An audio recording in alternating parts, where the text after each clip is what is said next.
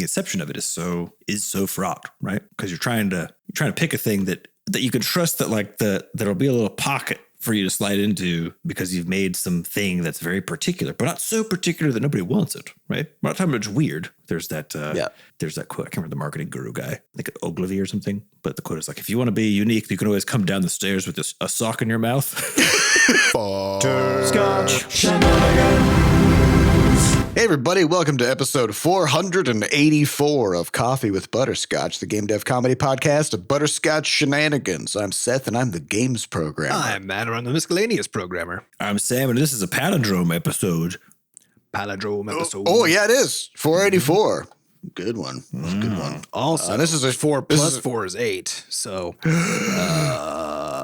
it's an addition sandwich. Addition sandwich. Mm-hmm. Yep. Yeah, that's what that's called.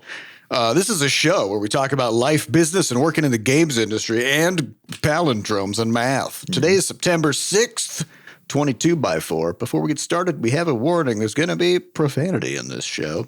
And we'd also like to thank our recurring supporters over at moneygrab.bscotch.net. Thank you so much for your monthly donations to help keep our microphones full of gasoline, which is... That's how you do it, right? That's what we've been doing the whole time. So yeah. Expensive. Yeah. We got to keep the episodes sort of short because, you got to record in a soundproof room, but the fumes really...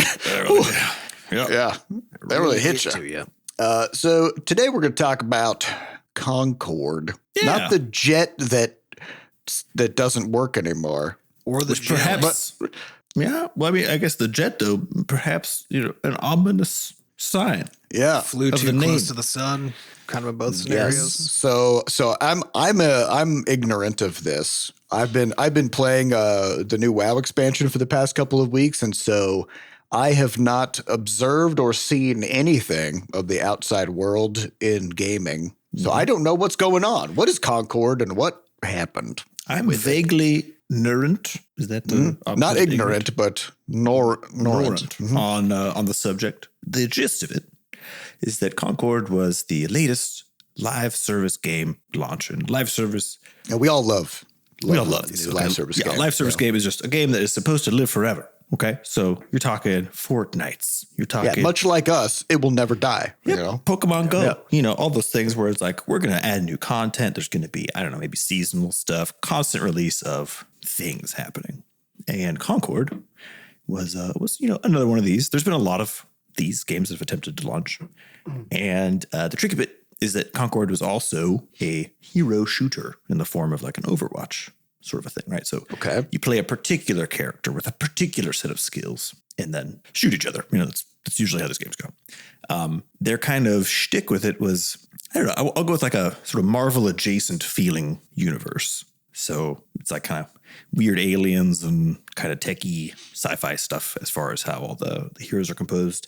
And the heroes themselves are the usual, like kind of fun, weird, interesting. At the end of the day, they're all, gun person.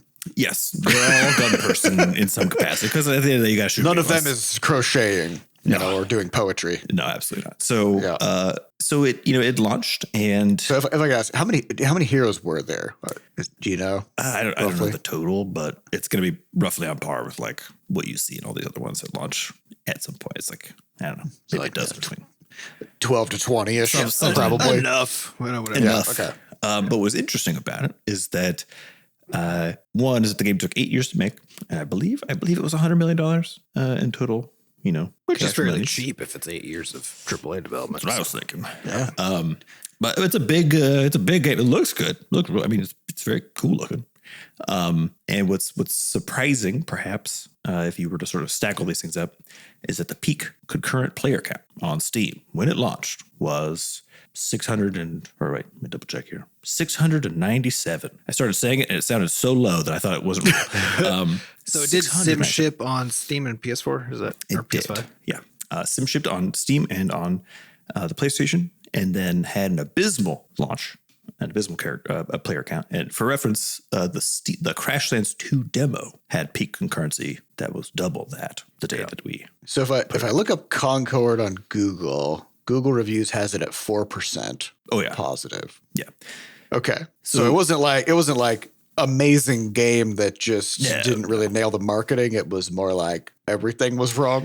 It's like everything was sort of the vibe I seem to have picked up from reading a few things about it is that you generally have like creative level interference from, higher ups. Right. And you can say MBAs. It's okay. Yeah. It sounds to me like it was sort of I don't know how to put it. Like whatever the original, vision for the thing kind of just slowly drifted until far enough away that what you end up with is kind of this more of a weak, it's not particularly for anybody. Right. If that makes sense. And also it's going to compete. And actually what is probably the most challenging live service arena, which is directly against all of the other live service shooters that are out there. Not even just all the other hero shooters, there's a couple of those in the mix too, right? So you have this combination of things where like you're entering a very crowded space. It's very expensive to operate in. It's hard to differentiate a lot because it's a first person shooter, right? So you got to figure out something. And then just kind of medium, I guess it sounds like. Just kind of medium. Mm-hmm. And also a $40 price point to start with. So kind of like Helldivers, right? Helldivers is also actually a live service game, but it's $40 up front.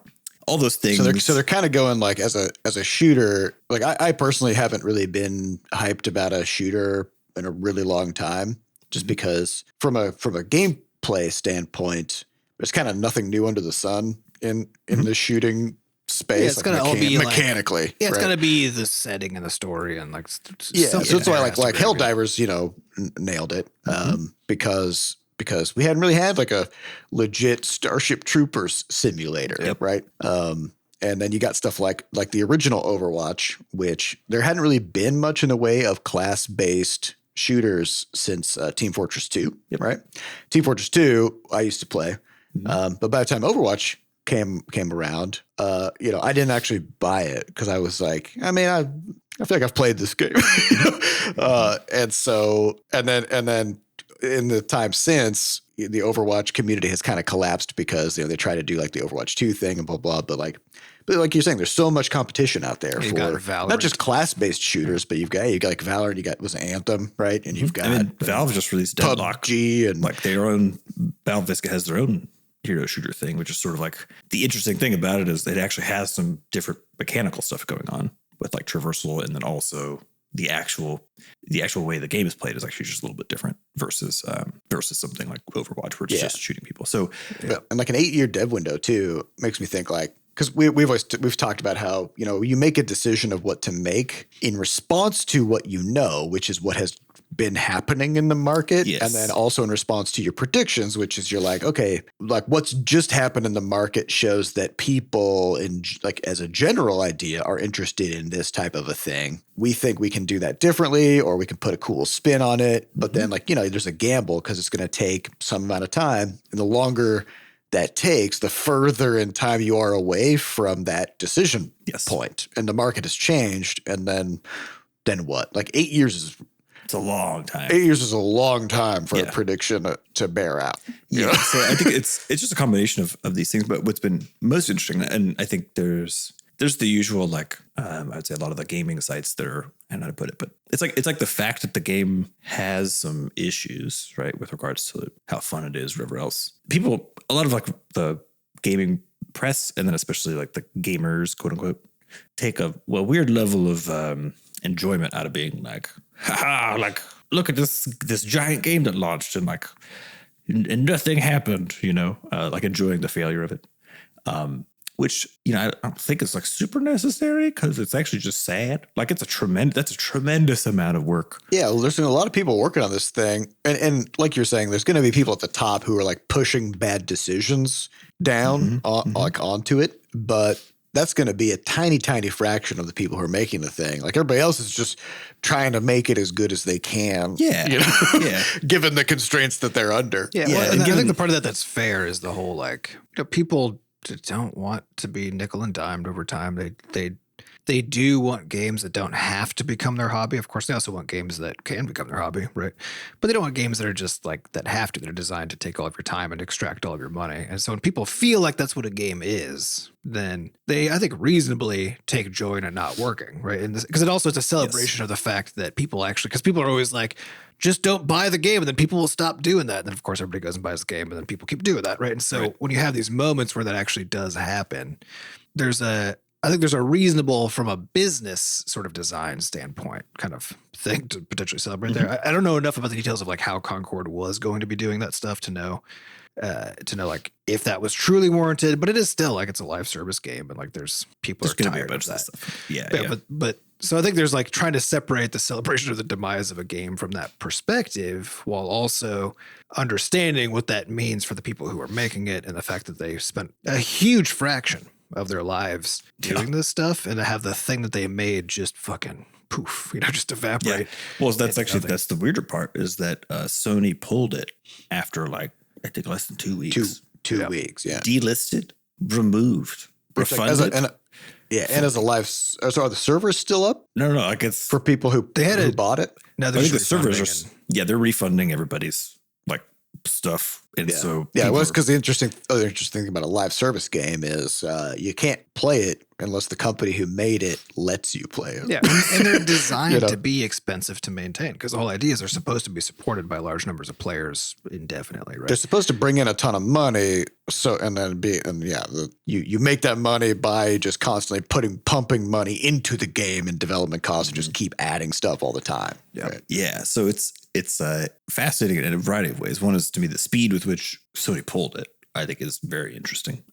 Like I've never, I don't think anybody has seen a game be pulled that fast. That was well, you have to think like, because it's not just about it being like not that good, right? It for them to do something like that, it would have to be the case that they feel like the game is bad enough or is getting enough negative attention that they feel like by being associated with it, it makes their own brand weak, right? It's sort of a combination, though, because like given that it costs extra money to be running it, and it makes it harder to do. So let's say again, like, they have to process all the refunds and stuff. Yeah, but so it's like a net negative. Yeah, but you have this other problem, which is like let's say the dev team sees all the feedback, or the executive team does, and they're like, look, the reality is we've sunk $100 million in this project, and if we here's all the feedback we've gotten about how it's not very good. Let's give that to the dev team and let them try to cook something up in like a short order. Right. What's interesting about this is like a No Man's Sky situation. Yeah, or even like Fortnite. Yeah. Again, like Fortnite failed before it became Fortnite, as you know it, right? And so it's really the Battle important. Royale was added to it. Yeah. And so it's really important to note that like there's a tremendous volume of work that's been done here. And sometimes it is the case that you can, in these times of desperation, basically, swivel things around such that it becomes something. You can pivot. That could still happen in the sense that like unlikely. Like the stories of that happening. Because honestly, I think it's a fool's errand when a company does that. It's just that on occasion it has worked out spectacularly. It's still cheaper than like having to go make a whole new game to try. I don't think it is. But if there's just no chance of it happening, then you're still just throwing good money after bad. It's really going to just depend on the hype. So I was thinking about like Final Fantasy 14, which had essentially a disastrous launch. Its first year was so fucking bad that the studio themselves just shut the game down and rebuilt it. Right. I think over like 2 years or something. Yeah, they're like in response to player feedback, and they relaunched it. They still relaunched it as Final Fantasy 14, but they incorporated all the player feedback and they fixed everything that people had a problem with, and they relaunched it. But like in order for that to work, just like No Man's Sky or Cyberpunk or whatever, like things that had like a really bad launch. Yeah, you need people who really want it. There has to be a level of hype where people are like, I can see where you're going with this, but you just fucked it up. Yeah. Right. And so what I don't know about Concord is like, is it a compelling enough concept of a game that people really wanted it to happen? I don't think people are bought into the idea of what Concord was supposed to be. I literally I hadn't heard or seen anything about it until suddenly I'm hearing about how it launched and is being pulled, right? I used to think that mattered until Baldur's Gate, because it was in the early access for 3 years and I heard nothing about it, and I didn't hear about its launch either. I only saw it because somebody in like the WoW subreddit made a WoW, like a famous WoW character, like from the lore in the character creator. in the character creator. And I was like, damn, that's uncanny. And I was like, what game is that? And then I saw people talking about it. Right. And so like, yeah, people point to a lot of things to try to explain, but I think this is what's so funny about it is if you look at the things that people are pointing at, right, about trying to explain how it's launched so poorly, you can find basically counterexamples to every single one of the points. And it's so interesting because I feel like the general thing that happens when you see a high profile game launch is one is that everybody suddenly has a hot take about what happened. And two is that I think it's just safe to say that most of the hot takes they make sense from your current vantage point looking backward, but because even then aren't testable. So aren't testable. And also because you could find so many counter examples, it's much more likely that you'll take the wrong point away from like what the analysis of the situation is. And I think it's simple to say that like they made a thing that nobody wanted, which is true, right? Clearly it's true. You can see the evidence of that. Yeah. Yeah. But like what specifically, right, happened to make it that nobody wanted that thing when you got such like, you know, they have like really good tech. They got good designs for like the characters and stuff. It's like there's a lot of stuff. So you're saying like the question is like, given that whatever they wanted to do, they seem to have executed it like to the intent that they wanted, right? So what was the missing piece of like understanding or knowledge on their end as to like how to make something that actually resonates with or with is it the case that the whole thing's flawed from the jump, right? Which means like you'll be able to point at, I've been thinking about this a lot, which is like there's a lot of ideas that essentially once they are rolling, no one's going to look back at that, just the original decision to make them. So that's like what you're saying. It's been 8 years since this game was decided to be made. What exact forms? Which was around like the Overwatch time, but pre-Fortnite, I think. No, it'd be Fortnite was like 14 or something. Fortnite's old at this point, I think. So is this around Overwatch? This is before Overwatch 2, I think. Which to me makes perfect sense, right? If you got a game out before Overwatch 2, it's essentially an interesting change up on the Overwatch formula, but also kind of just Overwatch.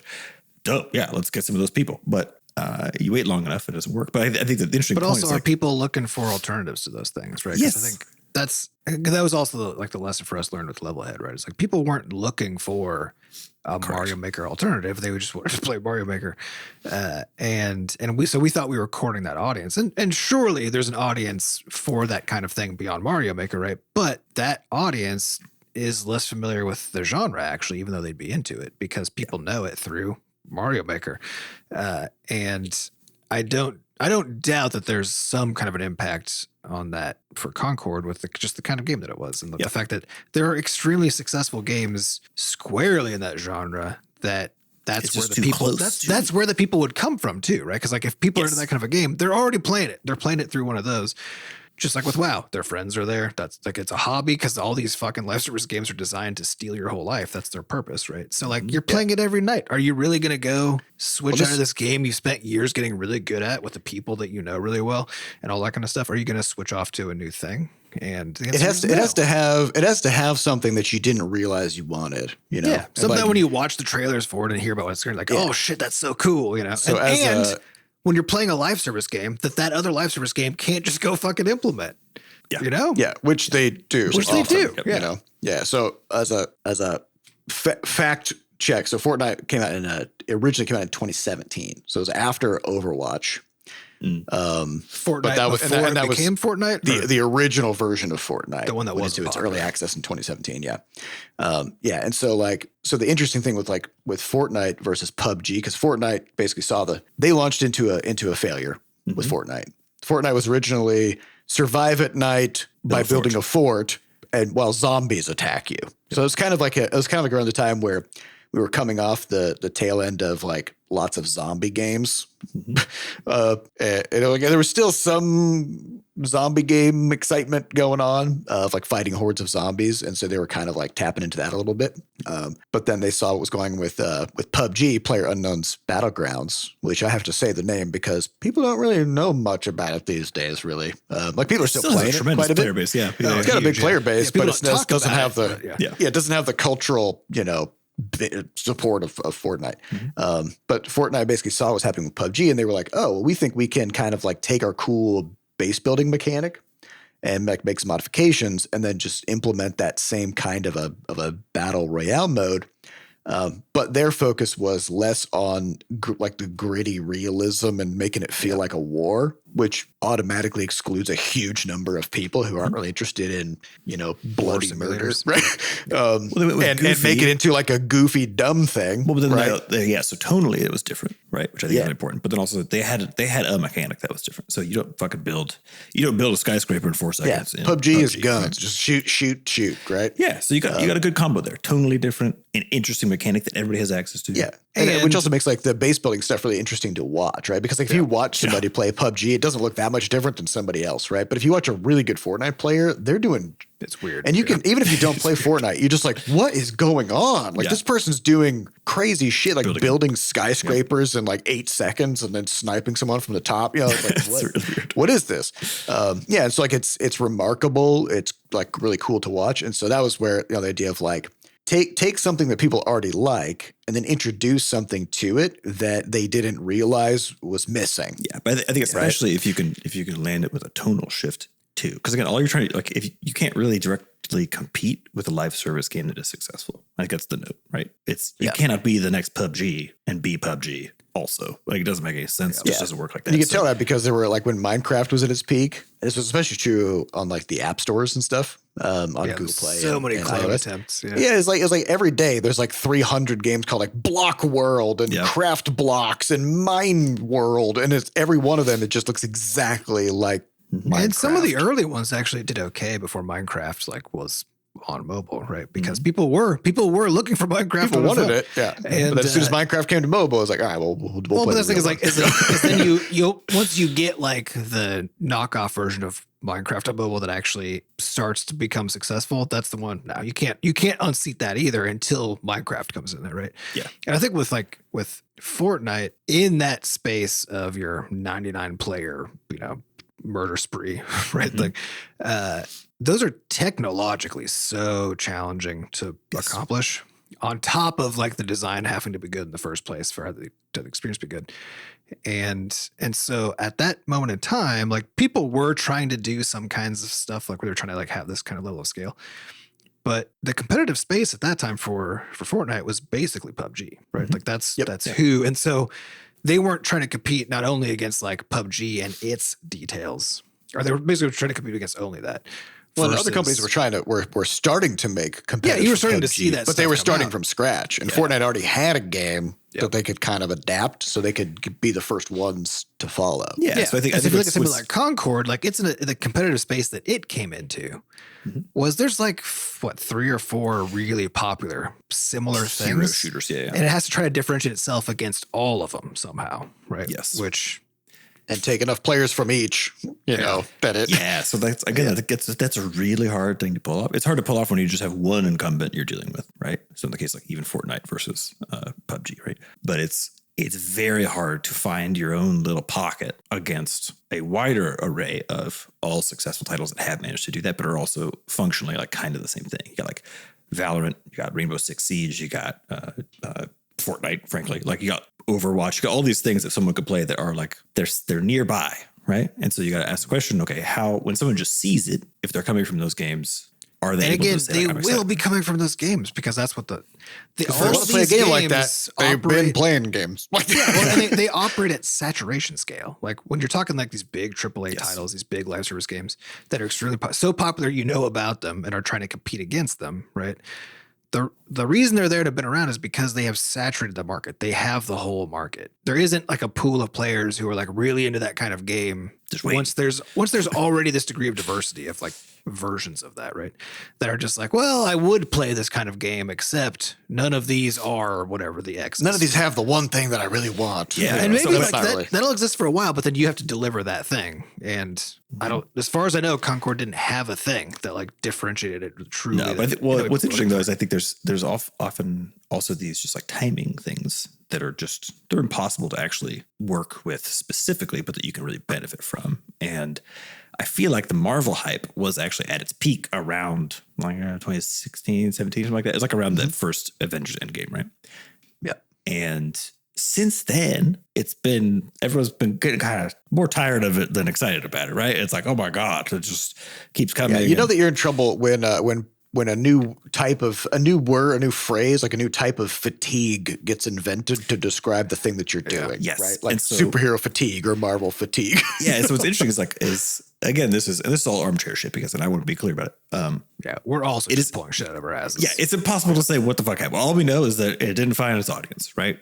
The why, we could just go and speculate, and that's what we're doing. But, the specifics of it, I'm not going to pretend are exactly what this is. But to me, it's like you have essentially a Marvel-esque. That was to me, that was their little pocket they were trying to slide into, like this Marvel-y feeling background for the game, for the characters, for all that stuff, which started at a time when that would have been really strong, right? Maybe like 2018, you get this thing out, but ended at a time when everyone's so tired of it that you already have that problem to start with, right? And let alone tired of the theme, tired of the genre, tired. Well, that's why trend chasing in video games does, because video games take a long time to make. They take longer than anything else to make. Like you can make a blockbuster, enormous action movie in a year, like. Maybe 2, and sure, like the amount of like human effort and like money that goes into that is like the same as a AAA game over 5 to 8 years, right? But like games just take a fucking long time to make, and so if you're trying to chase the trend of something, by the time you get there, the trend is it's going to be gone. Or I guess it's not that the trend is gone; it's that you'll be starting from the place where you're like, ooh, people are into X, and then everybody starts making stuff like that, and then. Yeah. 2 years later, the things start coming out over the next 4 years or whatever, right? And so like you end up with this like mountain of stuff that is related to that, so that by the time you come in, that competitive space is just fucking dense. It's just going to be so hard to stand up. Yeah. Well, a lot of things don't make sense. Like one of my buddies the other day was asking me about Crashlands 2, when's it coming out? I was like, well, you'll know. But then... And he's like, oh, man, I got like 50 hours in Flop Rocket, so like I'm really excited, for your next game. I was like, dude, I think you spent more time playing that game than we spent making it. And like you can make a game that is pretty sticky and pretty fun in like a week. I think he will be disappointed coming to Crashlands from Flop Rocket. It's a little bit different. It's a little bit different. It's a little bit of a different game, but the spirit is there. The spirit's there. Yeah, but yeah, so like and as far as like a return goes, like if we spend 4 years, making Crashlands 2, it's not like people are going to spend 5 years straight playing it, right? Like, there's a as a game gets more complex, it does get more deep and more interesting, but also like everything that you do in the game gets harder to think about how to integrate because there's just more considerations, right? It's like you can make a real small game that works super well, like real fast. But yeah, as you start to get to that complexity of scale, and with a game like this, if it's big team, 8 years, some hundreds of millions of dollars, right?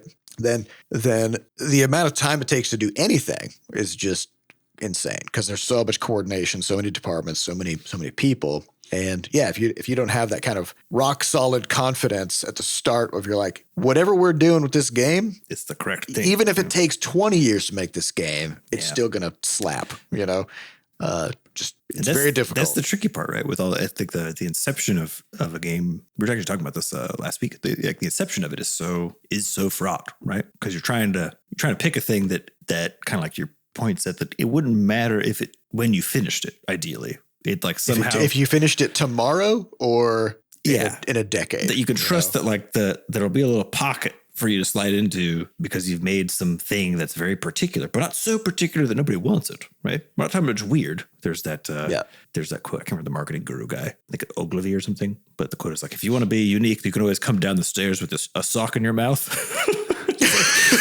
You see some nobody wants that. Yeah, nobody wants that. Like nobody wants this. It's unique. It is technically unique, but who cares? I think that's the trick is like trying to at the start of it find an angle that is just interesting that maybe uniquely appealing would probably be the right not just unique for that. Yeah, uniquely appealing. Yeah. But I mean, that's in fact, it's basically an impossible task. So it's an impossible task. Yeah. That's why nobody can predict what's going to work and what isn't, and that's why people stick to franchises when they have a franchise that's already successful, because that's when you know that there's an audience there. Yes. if there already is for exactly the same kind of thing. And outside of that, everything is just such a huge gamble, but especially if you're chasing trends. That's the biggest gamble you could possibly take. I think in general, but in particular in any industry where it takes a long time to make the product and get it out. Yeah. So there is a game that I was kind of hyped about it until I kind of thought more about it. Which is this game that was announced, I think maybe a month ago, called Fellowship. It's still in alpha, so it's like very, very early in dev. But it's made by a group of people who they've worked in AAA stuff in the past, and I think the team has some ex-Blizzard developers. And kind of speaking to the idea of like, if you're making something that's supposed to be kind of like competing directly with something else, then it has to hit something from that people really, really want to have, right? And this new Fellowship game is basically taking one of the game modes from Endgame World of Warcraft, which is Mythic plus Dungeon. So the idea is like a dungeon is just a series of enemies that you're fighting through and bosses mixed in there. And in Mythic Plus in WoW, when you do these dungeons, they have a timer and they have a level. And so if you beat the timer, then you can level up the dungeon basically and do it again at a higher difficulty. And it's just scales infinitely. So there's a certain point where like things just start kind of one-shotting people or whatever, right? And like people figure out how to get past that still, and they'll go up another level or two, right? And it's a really fun and interesting competitive scene in WoW. But what I think I didn't probably recognize was like what makes it fun is not just like that you're doing dungeons really fast, because what is that, right? What makes it fun is that exists in the context of a much broader game with a lot of interesting things going on around it. Yeah, you can take your spoils from having done dungeons very fast elsewhere. Yeah, and you go do other stuff in the game, and also vice versa. Like you do stuff outside of the dungeons, and then people find all kinds of weird, interesting things that they can use in the dungeons and tricks and stuff like that. And it is an incredibly popular game mode in WoW, but I say that with kind of like an asterisk because it's stressful. It's very intense, and actually a minority of players even participate in it in WoW. The people who do participate in it are really into it, right? But it's maybe like, if I were to guess, I'd say like maybe 15% of players in WoW actually set foot in these types of things. So we've already got an interesting setup here then, which is that you've picked a particular mode from a very successful game that has a way more broad contextual design framework that it's working inside of, right? Yeah. And then importantly, like a minority of players participate in it, and they're really intense about that in that context. Yeah. Okay. Which also means that also means you hear those, because like anything that whether even if it's a tiny number of players who are into a thing, if they're really into it, you hear about the thing, even though it's the whole vocal minority concept, right? Like, so it's really easy to get to think that it's a big deal. Yeah, it's really easy to misinterpret the signal that you're seeing because the people who are into the thing are just so into it, even though almost nobody actually is. Yeah, and something that I've been thinking a lot about is like, okay, well, what actually makes this fun? What makes these dungeons fun in WoW? And in reality, the dungeons themselves are pretty boring. Like they're pretty simple. So like there'll be like a group of enemies, and like 3 of them cast spells, So you grab all the enemies and you just kind of like push a bunch of buttons to do a fuckload of damage as fast as you can to kill them. And if one of them starts casting their spell, you try to stop that, right? That's not really that compelling, honestly. Like you're not like dodging stuff. Like sometimes you got to like kind of move out of the way of a cone attack or something like that. Yeah. But at the end of the day, like what's happening externally is not really that complex. The complexity of the game comes internally. Like your character is really complex. You've got like 50 buttons that all do very different things, and you're trying to figure out how to strategically when to hold something, when to send it. Also, even just in preparation for going into that place, presumably you have lots of different equipment. You got all sorts of stuff you could do. There's tons of setup. There's tons of strategy. There's discussions about like which groups of enemies do we skip because like this one takes a little bit longer to defeat, but we can get the same credit toward completion. So sometimes, sometimes scale is a required part of the design, right? Scaled complexity is a required part of certain designs, and usually that's where the actual moment-to-moment action itself is kind of boring. So MMOs to me are like the easiest example of this. Like it's always just kind of sit there and press a button. Don't stand in stuff. Don't stand in fire.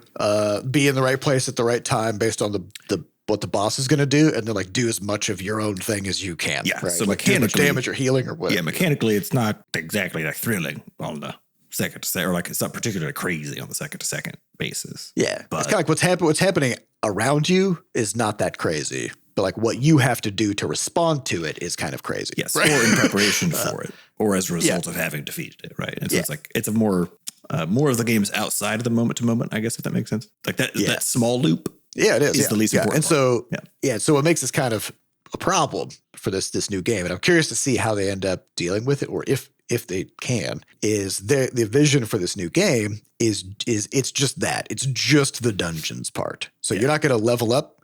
You're not gonna go do raids. You're not gonna fish. You're not gonna do fishing. You're not gonna do quests. You're not gonna explore a world. There's no world outside of it. Yeah, you're just gonna boot up the game and it's dungeon time, right? So the problem there is like if you don't have that downtime outside of the really, really, really intense part of the game to strategize and learn your abilities by like just doing more casual content with your character, like doing quests and stuff like that, in a lower stakes environment, then the onboarding for new players is like a wall. I think what's interesting about like this, you jump in and it's like, okay, I've got like 20 buttons. What the fuck are they? Oh my God, they're already going. Oh shit, I'm left by, where am I? What's happening? And then it's over, right? Or you're kicked out of the group because you didn't keep up. What's interesting about this though is that you said that you were excited about this game, right? Because I think what's fascinating is that there's a lot of these things that you can't, again, like you can armchair this stuff afterward, but you can't necessarily know until you've played it, which is weird because like, again, on the design side, you could look at this stuff and be like, oh, perfect. We could like encapsulate this kind of experience that is at least somewhat popular in this particular game. And maybe the reason it's not that popular in that game context is actually because of all the other stuff around it. You know, you can make that argument. There's too much prep, too much is required of you before you go in. Let's boil it down, make it more accessible. And then, people who do it are like, oh, that sounds kind of exciting. But then when you go and you as a person who are into it, play it, you're like, yeah. Or even if you just think about it, you know, we're just like, well, if this, like, I really like this piece of this game, but if that was the only piece of the game, would I play it? Yeah. And if I really dig deep, I'm like, you know what? I don't, they would have to have something else. Like there would have to be something else to it. And then of course you kind of just like keep zooming out on that. And then eventually you just end up with the same game you started with. You know? But it's so hard to tell, right? Because like you really could, I think it's easy to convince yourself of the opposite, and it'd be hard to know until you body it, you know, which. Yeah. And the thing is like, I think that like based on what I've seen of the guy, I think it'll be fun, but once you get past all that stuff, you know, because like the people making it seem like they know what is fun about these dungeons, right? Sure. But what I'm worried is going to be missing is like it's not really it's not just about it's not just about that. And like I was saying, the reason I was hyped about it is because there's been times where you know, like maybe like in WoW a new season starts, and one of the things that you do and start a new season is you gear up your character because they've introduced a whole new like level of equipment, and so now your equipment is not the best anymore, so you got to go like get more stuff. But it's not just like number go up. It's there's lots of different types of equipment that do different things and function differently. You're strategizing actually. Yeah, so you're learning a new like tweaks and changes and new ways to play the game in that introductory period, kind of while you're acquiring all the new equipment and learning the new dungeons or whatever the case may be. Leveling is onboarding, right? It's like you're getting exposed to new gameplay concepts and practicing them over time, but introduced to you slowly so that you're not just given a million things to try to evolve. And like we've dealt with this in Crashlands too, because we have a lot of new types of game systems in Crashlands 2 that the original didn't have. And we do have to kind of like pace it out. Mm-hmm. So that we show you like one thing at a time, make sure that is understandable and intuitive. And like what order do we introduce things in is important, right?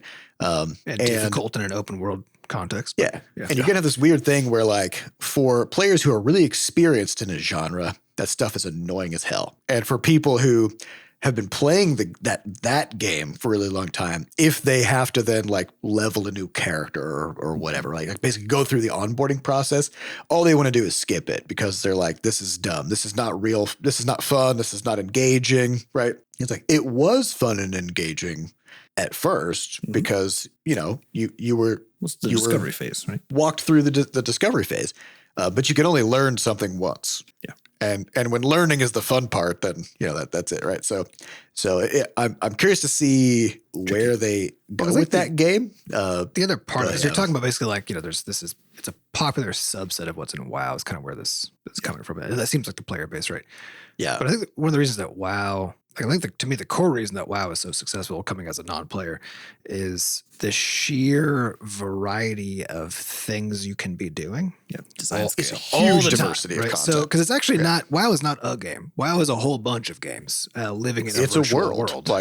Yeah. So WoW is actually a virtual world with fuckloads of mini games, basically of varying degrees of. WoW straight up has a Pokemon style pet battling game that has like 4,000 different types exactly. of creatures. It's a million games. So when that's what people are jumping into, this is basically what the promise of the metaverse, right? So like WoW is the metaverse, right? Because you hop into it. Always has been. It always has been. And there's a million things you can do. So that if you're into something, you can go do that. If you're not sure, you can go experiment with it and find out, all with the same friend group, all with the same underlying core mechanics and all that kind of stuff, so that any one of these kinds of minigame experiences you can try, get bored of, go do something else, whatever, but your friends are there the whole time. And so I think this is it's another one of those risky bits if you're looking at something like WoW and you're like, ooh, this little piece, if it was just on its own, would be such a cool standalone thing. It's like, well, that might be true, but if you're trying to make it, because I think to me, the big potential misstep here on top of all this what they're talking about is if it's supposed to be a hobby game,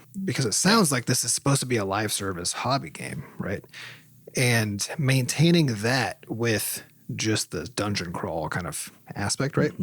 And Seth, as you said, it's going to be like stressful and hard and so on the whole time, but also it's meant to be competitive. And it's meant to be competitive, right? So that's kind of all you're doing.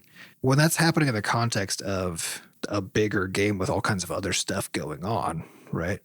Then it doesn't matter that much if like that treadmill starts to become boring while like a new patch has come importantly, out or whatever, because there's other stuff people can go do, right? Yep. And so the live service experience gets to stay alive even when individual parts temporarily or permanently fail. Yeah, but that's not even the whole of it because if you're looking at just like the number of Mythic Plus dungeons that get run in like a WoW season, it's in the tens of millions or whatever. But those dungeons give loot, and that loot is used for stuff outside of the dungeons. And inside, I assume, right? It's just But there's a lot of people who play WoW because they want to raid, which is not Mythic Plus dungeons. It's raiding. It's 20-man content. Right. So they do their Mythic Plus dungeons too. They do their Mythic Plus dungeons for raiding. Yeah, and if you do 8 Mythic Plus dungeons in a week, then you get a whole bunch of like bonus gear options the following Tuesday in WoW. So like people who are really into raiding, at least for the first chunk of a season, they'll always make sure that they get 8 dungeons in per week, even if they're really not that interested in it. Yeah, right? It's just cross incentives across this single ecosystem of games where you're being encouraged to even do stuff you don't like to do, right? And I'll say for me personally, I even though I'm a pretty like, I wouldn't say I'm like an extreme gamer, but like I like a good challenge, right? And when the Mythic Plus stuff was first added to WoW, I didn't do it. I didn't participate in it at all because I was like, wow, that sounds really fucking hard, miserable. like in the sense that like if you're in something that has a timer like that and that requires that much coordination and strategy, like you want a static group of friends or like a team to do it with. And I don't want to get yelled at by some internet rando because I didn't know to go left instead of right or whatever, right? And so in the first like 4 years that feature was in the game, I think I did it like once, right? And I only really got into it when I started doing it as a means to do something else and started doing it with a group of friends, and we consistently did it. And we started like, we're like, oh, it'd be kind of cool if we like try to see if we could go like one level higher and just see what it's like, and then like we started doing that, and kind of like over time, like the hooks kind of sink in. But even for somebody like me, the initial pitch of the game mode was very frightening. Well, like it's a really complex, high intensity thing. Even today, being really good at it, I assume if you jumped into a random group to go do a dungeon, that would not be fun. Your risk of having a bad time is high, right? Yeah, I generally, if I'm playing with random people, I knock the level down quite a bit, Yeah. But there's also this really dumb like Dunning-Kruger thing, and you could see it where in the very low level of the dungeons, like the level like 1 to 2, 3, like the really easy quote in quotes easy ones, right? Everybody there is pretty bad, and they know that, and they don't really give a shit, right? Yeah, they're just playing. But then when you get to like the mid range, most people are still pretty bad, but they think they're fucking amazing, and the only reason that they're not in higher keys and higher dungeons. It's because everybody else sucks, right? And so they're just mad. They're yelling at everybody, but they themselves are just dying to everything that they can, and they can't do anything. The sweaty and middle. At the very high end, everybody's chill. Yep.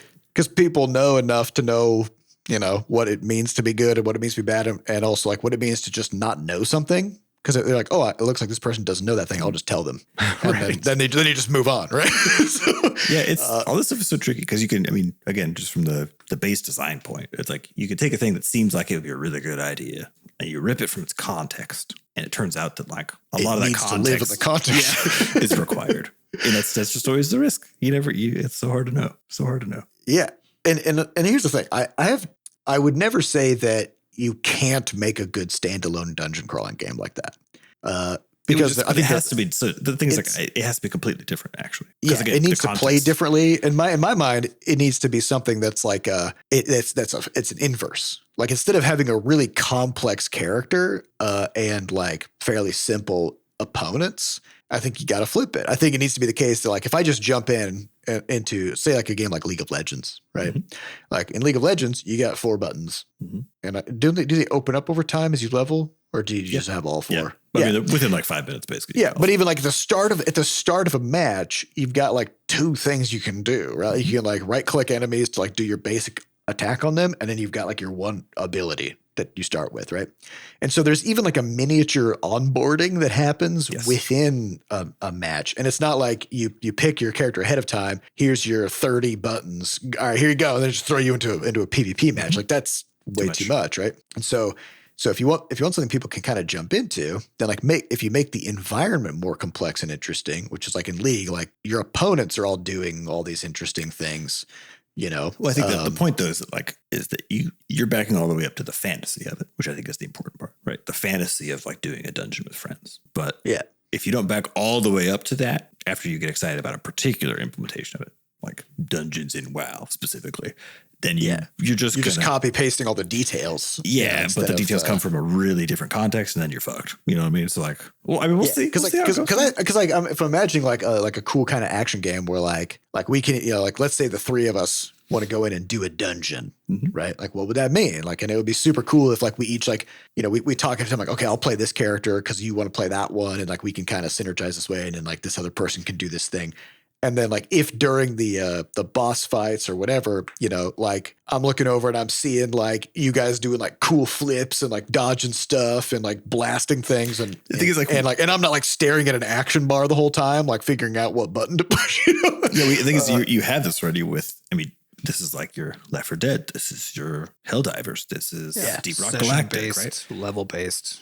Class-based things, right? Yeah. Where you're like, you got 4 buttons usually. It's like all you get, and then everybody just goes and kind of does some stuff. Yeah, because it's not like the timer that makes it fun. It's not like the fact that it scales up infinitely that makes it fun. It's like the core gameplay and the context in which that lives. That's what makes it fun. And so you got to start with that. And then if it turned out that was super fun, then you can add in stuff like a mode that has timers or, whatever.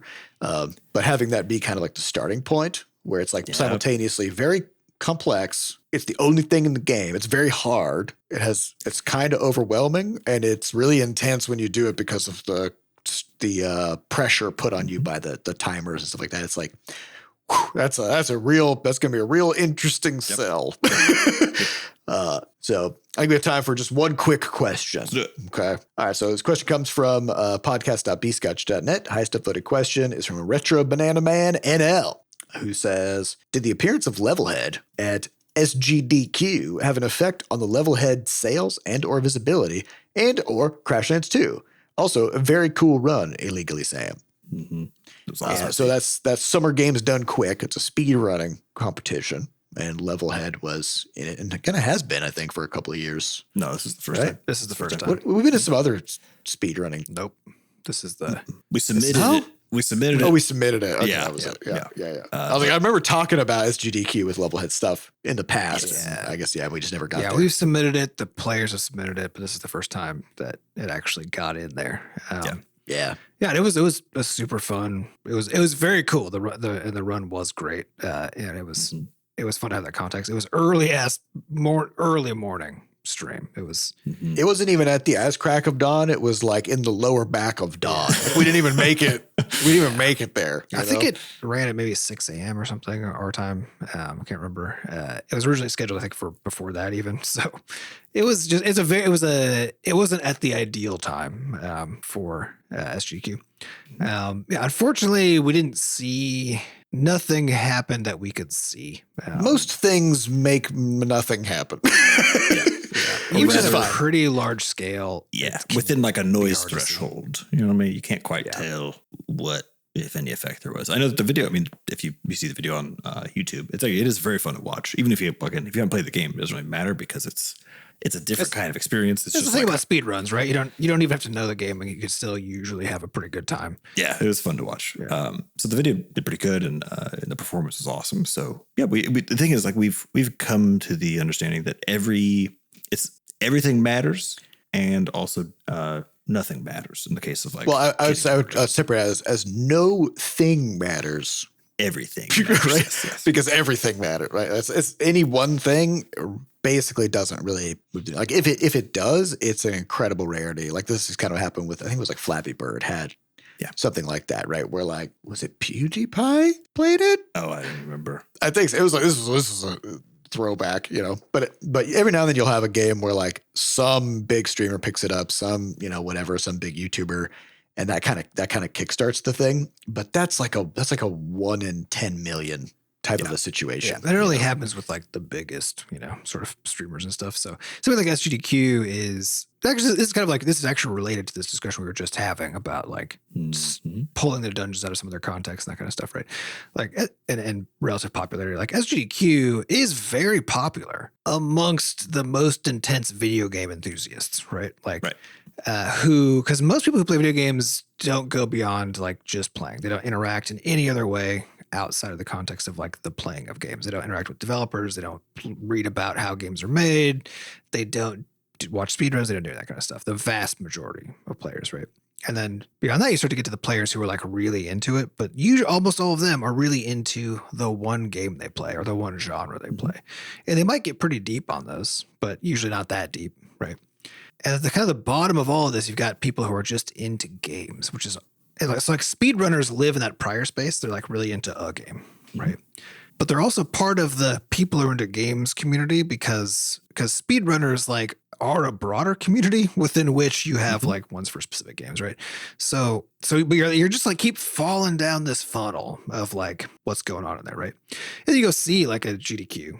Right. And there's like lots of people involved. There's a lot of like they make a lot of money for charity events or for charity causes and stuff. Like they are big events, but it's like, again, it's like saturated. That's where everybody who's into speedrunning, all of them are there. Right. But they're there for the speedrunning. That's what they're there for. So when they're seeing other people play games that are not their game or not ones they know about, they're almost always just like celebrating the craft of speed running. They're not there to look for like, ooh, that's a cool game that I want to go play. Yes. Yeah. Well, and really, if people are really into speed running, it's often because they're really deep into a specific game that they like to try to speed run. Right. Yeah. You're not necessarily looking for a new one because then they'd have to start over. Yeah. Well, I mean, and even think about like when I go watch the GDQ events, I go scroll through the schedule and find games that I've played before. So because those are the ones I want to see how a speed. Because you can really appreciate the mastery of it. Yeah, and like while I'm watching those, I'll periodically watch other ones and then be very like impressed and amused and have fun watching it. But like, I'm not there to learn about games that I'm going to go play. And I think almost everybody who's into speedrunning and like these big events is the same. So I think realistically, like for any game, you're not going to be able to see like a bump right from.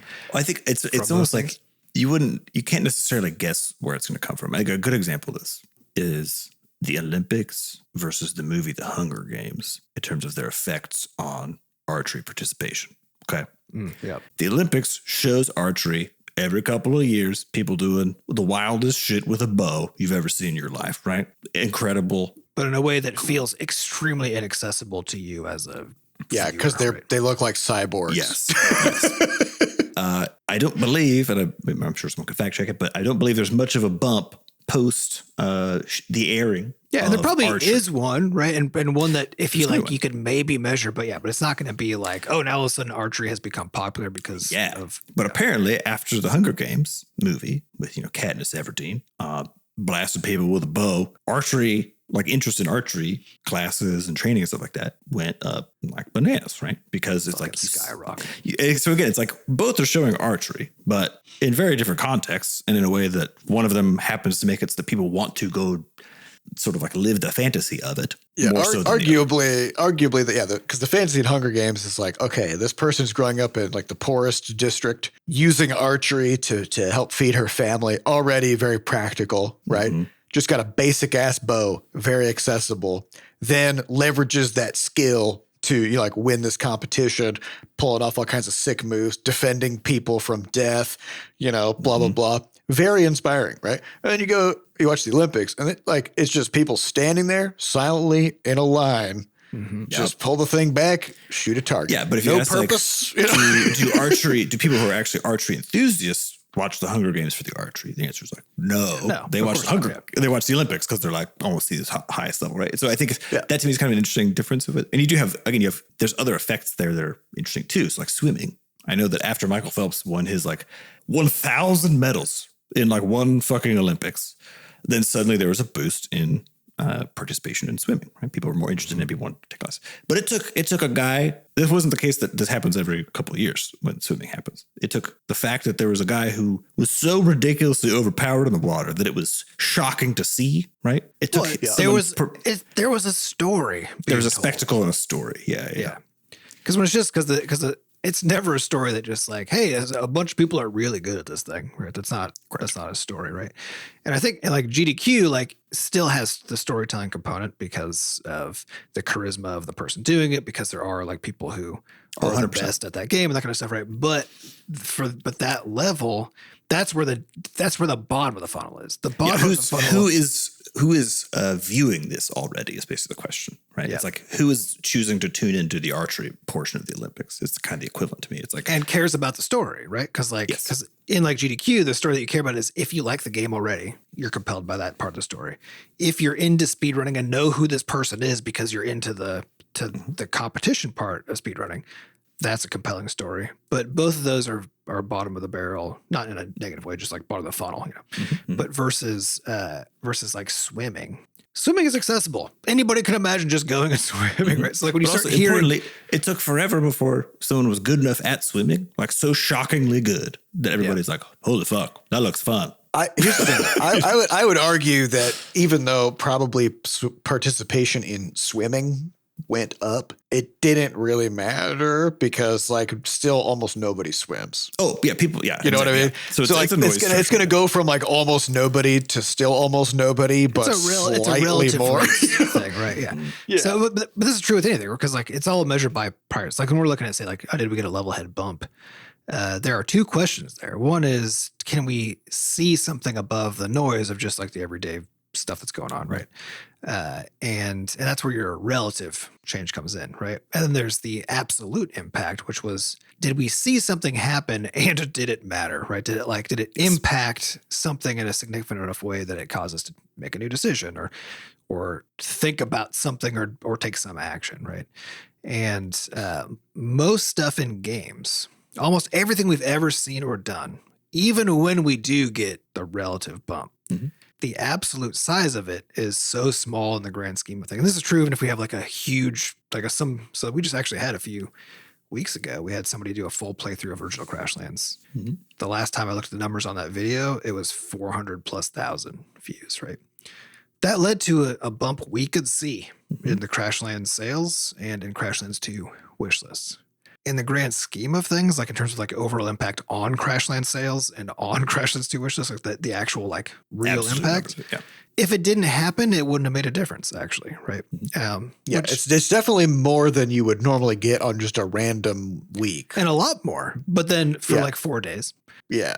Then the effect is gone, you know? And again, this is why it's so tricky. We're glad it happened because it was worth it happening. It is cool. It's because every single one of these things matters. Right. Yeah. It's just that everything matters. There's no silver bullet. Nothing matters. You basically need like a silver bullet Gatling gun is sort of what you're trying to do. Does that make sense? Like you have to just be right. You're saying there's no silver bullet, but there are silver bullets. Yeah. Yeah. And you got to be spraying those bad boys just all over the place all the time. Yeah. You know? Spray and pray, as we say in the paintball world. You know? Yeah. Yep. Yeah. So, nothing matters because everything matters. Yep. So you can take that to the bank. I don't know. Mm-hmm. That's all it's that we have for this week. We'd like to thank our producers, Fat Bard and Sampa Acosta, for putting the podcast together. And thanks to our community moderators who keep our Discord running. To get more involved in the Butterscotch community, you can just go to podcast.bscotch.net, where we have links to the community Discord, a way for you to donate, and links to the podcast archives. And if you haven't yet, head on over to Steam and give Crashlands 2 a wish list. It'll help boost the game's visibility at launch and help it be a success, and we'd appreciate it. So thank you all for listening, and we'll see you next week. Goodbye. Bye.